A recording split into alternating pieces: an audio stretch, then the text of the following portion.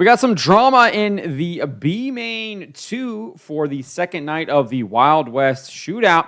Racing for the final transfer spot, Preston Luckman and Dillon McCowan got into each other on the last lap of the race, and it did not end well for Preston Luckman. He bounced off Dillon McCowan and went up and into the outside wall in turn 3. And then following that incident, Preston Luckman decided to chuck his helmet about 70 yards or 70 feet. Maybe 70 yards is a little bit too long. Probably not 70 yards, but like about 70 feet, and completely misses McCowan's car, obviously in frustration. Let's take a look at this right here. This is over on X. You can see Preston Luckman is in the number 77 green and white car on the right side of your screen. Dillon McCowan is right behind him in 5th place in that number 8 car right there on the right half of the split screen.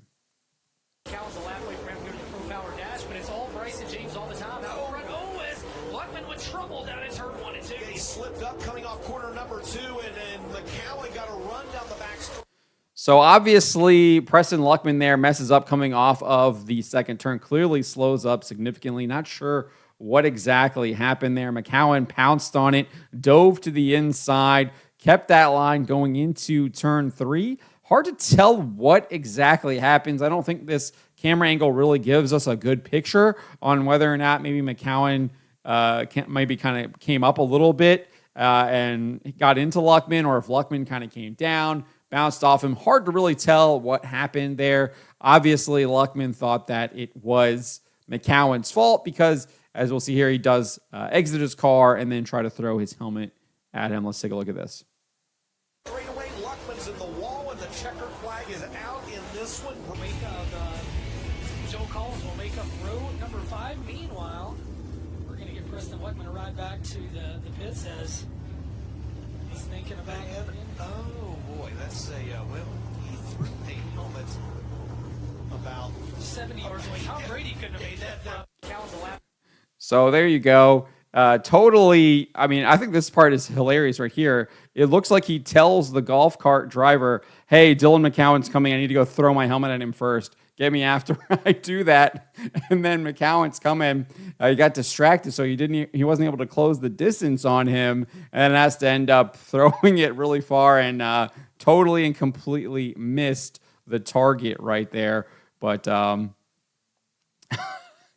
just kind of funny. He's like, "I got to go throw my helmet at him." I just find that a little funny right here. Let's watch this again. Back to the pits as he's thinking about it. oh boy, that's a Yeah, he's totally missed. Let's see, how far off was he there? The helmet is making contact with the ground right there. I mean, that's a good, I don't know, 10 yards, I'd want to say, maybe. That's pretty far off the mark there. Obviously, maybe he was trying to lead his target. Maybe McCowan saw him.